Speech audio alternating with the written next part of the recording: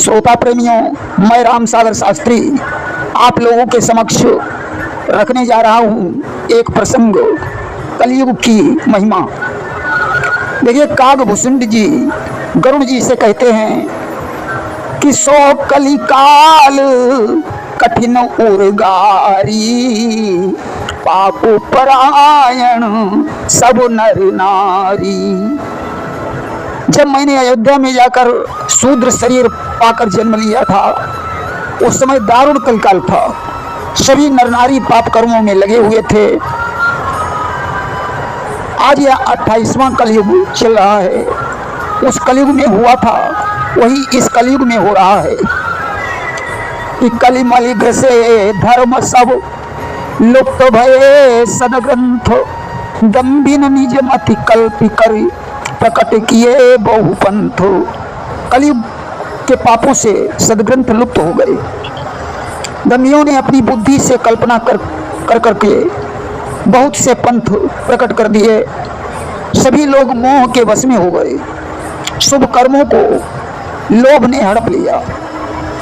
और वर्ण धर्मो नहीं आश्रम चारी, श्रुति विरोध रत सब नर नारी।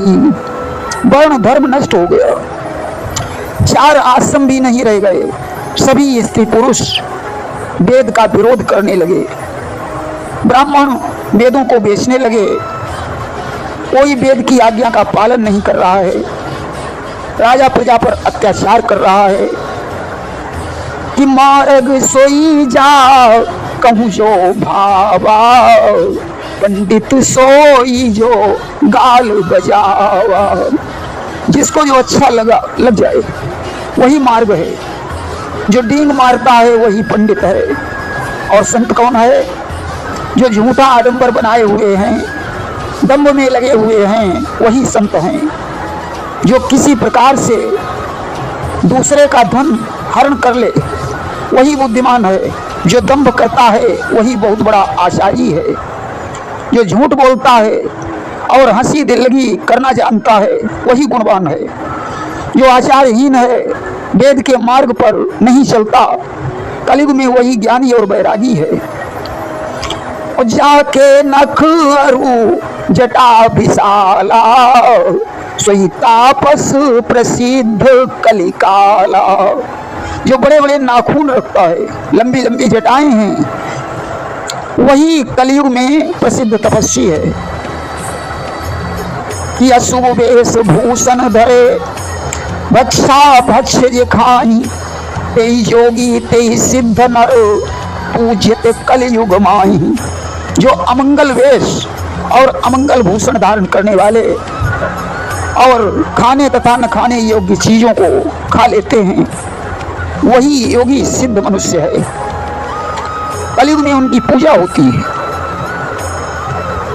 जिनके आचरण दूसरों का अहित करने वाले हैं, उन्हीं का बड़ा गौरव है।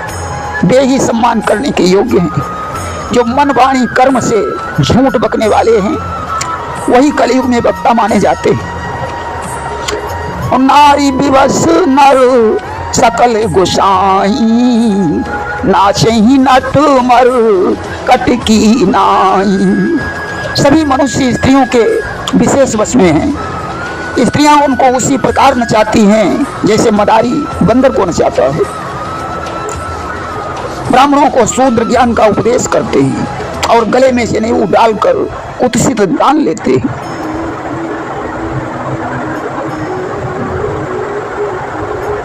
सब नर काम लोभ रत क्रोधी, देव विप्र स्तुति संत विरोधी।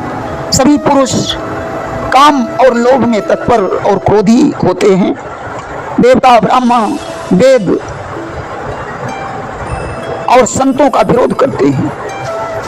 अभागिन स्त्रियां गुरु के धाम सुंदर पति को छोड़कर परपुरुष का सेवन करती हैं।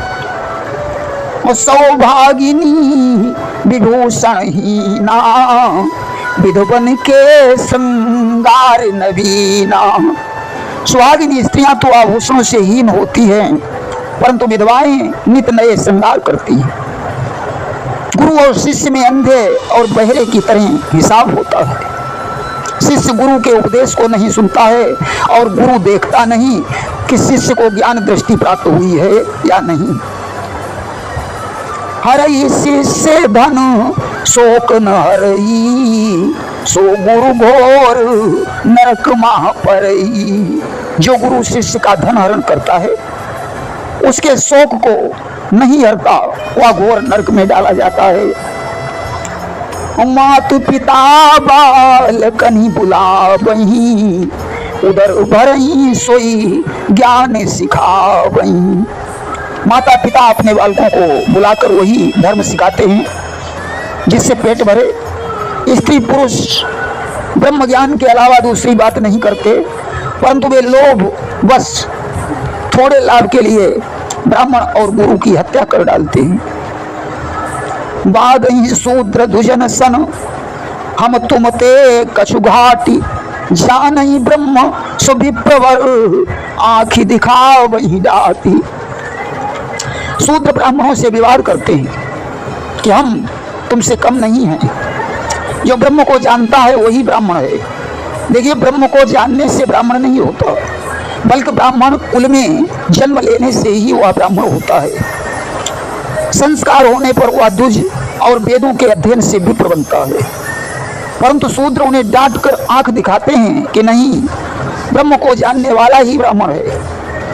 जो पराई स्त्री में आसक्त है, कपटी है, चतुर है, मोह द्रोह और ममता से लिपटा है, वही ब्रह्म और जीव को एक बताने वाला ज्ञानी है। ऐसे लोग स्वयं तो नष्ट होते ही हैं, उनका अनुगमन करने वाले भी नष्ट हो जाते हैं।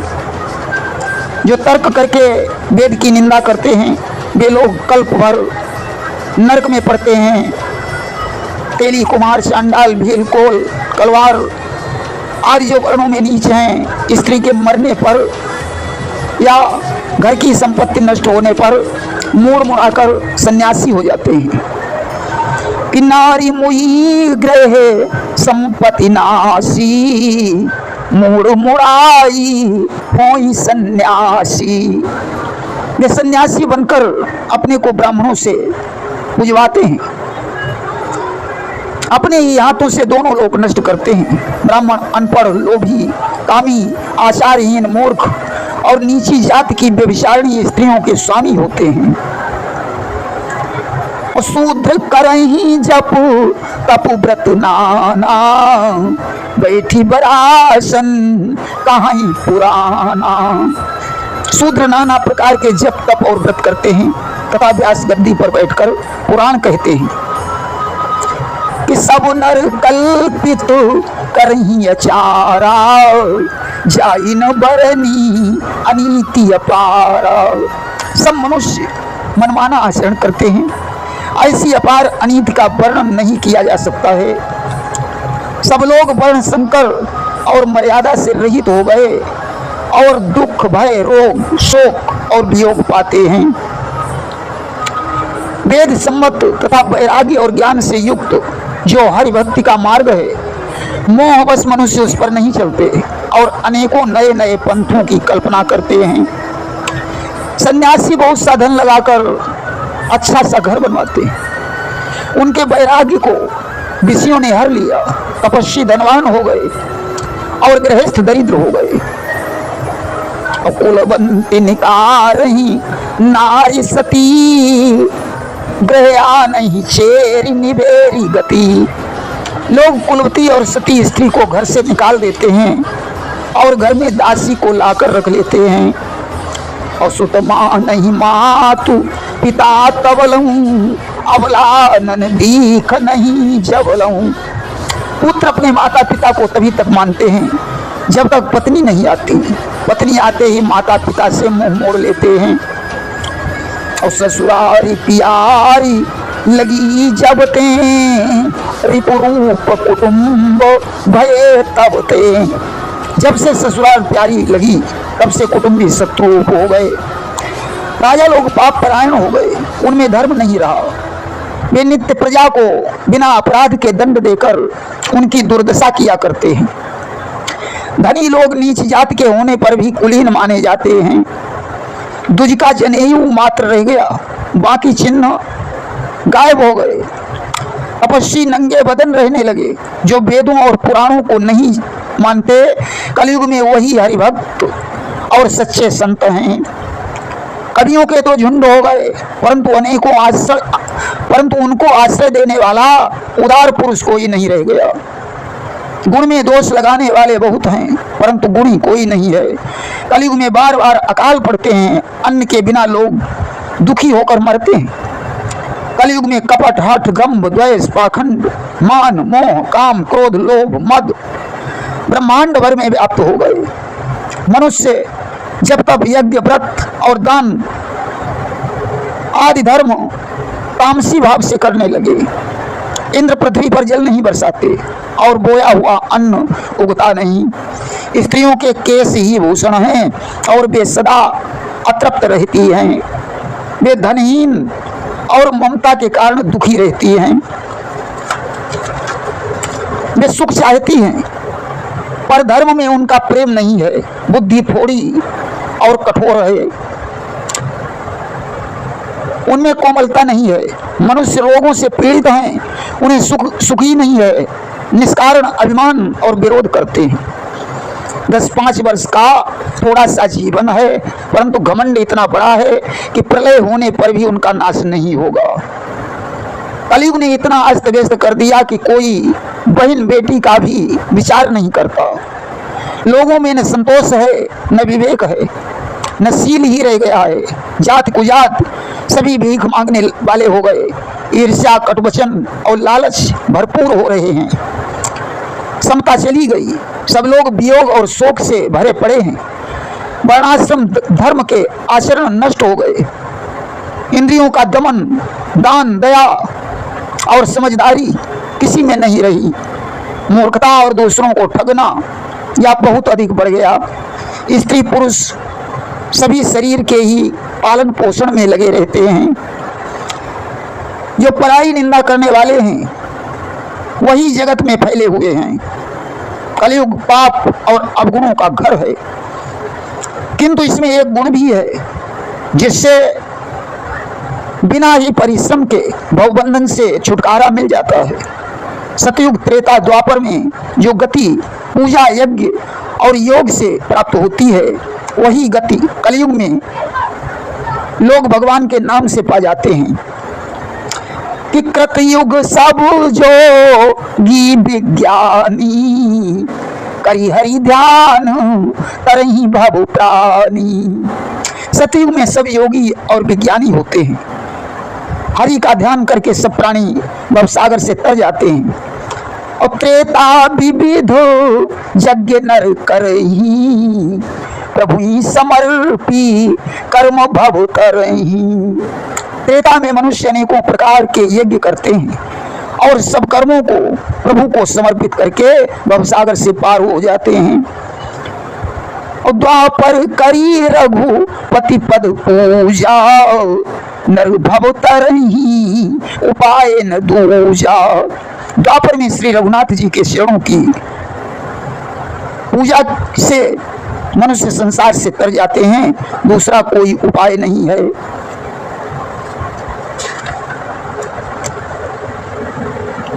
कलयुग केवल हरि गुण गावत नर पावई भव था। कलयुग में तो केवल श्री हरि का गुणगान करने से ही मनुष्य भवसागर की थाह पा लेता है। कलयुग जोग न यज्ञ न ज्ञाना, एक आधार राम गुण गाना। कलयुग में न तो योग और यज्ञ है और न ज्ञान है। श्री राम जी का गुणगान ही एकमात्र आधार है। इसलिए सारे भरोसे त्याग कर जो श्री राम को भजता है और प्रेम सहित उनके गुणों को गाता है, वही भवसागर से तर जाता है। इसमें कोई संदेह नहीं है। नाम का प्रभाव कलयुग में प्रत्यक्ष है। कलयुग का एक पवित्र प्रताप है। मानसिक पुण्य तो होते हैं, परंतु मानसिक पाप नहीं होते। यदि मनुष्य विश्वास करे तो कलयुग के समान कोई दूसरा युग नहीं है, क्योंकि इस युग में श्री राम जी के निर्मल गुणों को गा कर मनुष्य बिना प्रयास के ही संसार सागर से तर जाता है। और प्रगट चारि पद धर्म के कलिमहु एक प्रधान, एन केन विधि दीने दान करई कल्याण। धर्म के 4 चरण हैं, सत्य, दया, तप और दान, जिनमें कलयुग में दान चरण ही प्रधान है। एन केन प्रकार से दिए जाने वाले दान से कल्याण हो जाता है। श्री राम जी की माया से प्रेरित होकर सबके हृदय में सभी युगों के धर्म नित्य होते रहते हैं। शुद्ध सत्वगुण, समता, विज्ञान और मन का प्रसन्न होना, इसे सतयुग का प्रभाव जाने। सत्वगुण अधिक हो और कुछ रजोगुण हो, कर्मों में प्रीति हो, सब प्रकार से सुख हो, या त्रेता का धर्म है। रजोगुण बहुत हो, सत्वगुण बहुत थोड़ा हो, कुछ तमोगुण हो, मन में हर्ष और भय हो, या द्वापर का धर्म है। और तामस बहुत, रजोगुण थोड़ा, कलि प्रभाव विरोध चहुओरा। तामस बहुत हो, रजोगुण थोड़ा हो, चारों ओर बैर विरोध हो, या कलयुग का प्रभाव है। पंडित लोग युगों के धर्म को मन में जानकर अधर्म छोड़कर धर्म में प्रीत करते हैं। जिसका श्री रघुनाथ जी के चरणों में अत्यंत प्रेम है, उसको युग धर्म नहीं व्यापते। जैसे नटका किया हुआ कपट यानी इंद्रजाल देखने वाले के लिए विकट होता है, परंतु नटके सेवक को उसकी माया नहीं व्यापती। उसी प्रकार श्री हरि की माया द्वारा रचे हुए दोष गुण हरि के भजन से के प्रभाव से नष्ट हो जाते हैं। इसीलिए सभी कामनाओं को छोड़कर श्री हरि का भजन करना चाहिए। देखिए, श्री रामचरितमानस में जैसा लिखा है, आज वैसा ही हो रहा है। जो शेष है वह भी होने लगेगा। आज सदग्रंथों को पढ़ने वाले लोग बहुत कम हो गए। जो विद्वान हैं उन्हें लोग मूर्ख समझ रहे हैं, और मूर्ख को विद्वान समझा जा रहा है। वेद शास्त्रों की बात का खंडन हो रहा है, वर्ण व्यवस्था भंग होती जा रही है, स्वेच्छाचार होने लगा, अंतर्जातीय विवाह का प्रचलन बढ़ रहा है, जिससे वर्ण संकर संतान पैदा हो रही है। इससे अधर्म बढ़ रहा है। कलयुग में जब अधर्म की सीमा समाप्त हो जाएगी तो धर्म की स्थापना के लिए भगवान को किसी न किसी रूप में अवतार तो लेना ही पड़ेगा। परंतु उससे पहले तो महामारी का प्रकोप बढ़ रहा है। कहीं सैलाब आ रहा है तो कहीं सूखा पड़ रहा है। आज प्रकृति रो रही है। ऐसा इसलिए हो रहा है कि हम लोग धर्म धर्म तो चिल्ला रहे हैं, परंतु धर्म की परिभाषा नहीं जानते। धर्म के नाम पर ढोंग ज्यादा है। धर्म तो कमी ही हो रहा है। हम भगवान की कथाएं तो सुन रहे, परंतु उनसे शिक्षा ग्रहण करके उस पर चल नहीं रहे हैं। हमने अगर पुराणों को पढ़ा है तो उन पुराणों से हमें क्या शिक्षा मिली, उस पर चलना ही पुराणों का सही अध्ययन है। हम अगर भगवान की पूजा करें तो तन मन धन लगाकर इंद्रियों को बस में करके करें तो पूजा का फल मिलता है। वेदों का अधिकार और पुराण वाचने का अधिकार तो ब्राह्मणों का है, परंतु कलयुग में सभी लोग पुराण वाच रहे हैं, जो कि धर्म के विरुद्ध है। इस तरीके से जो हमारे वेद पुराणों में धर्म गुरुओं ने कहा है उस पर चलें, तभी कलिकाल के प्रभाव से बच पाएंगे, अन्यथा यह कलयुग हमें बर्बाद कर देगा। आज धर्म ग्रंथों और धर्म गुरुओं की बात नहीं मान रहे हो तो कल को वही परिणाम होगा जैसा ग्रंथों में लिखा है। वेद पुराणों की सलाह न मानना ही अधर्म है, वेदों की बात पर चलना ही धर्म है। धार्यति इति सा धर्म, जिसे धारण किया जाए वही धर्म है। इसलिए धर्म शास्त्रों का खंडन न करते हुए अधर्म को मत बढ़ाएं, अन्यथा कलयुग के प्रभाव से कोई नहीं बच पाएगा। प्रेम से बोलिए सियावर रामचंद्र की जय।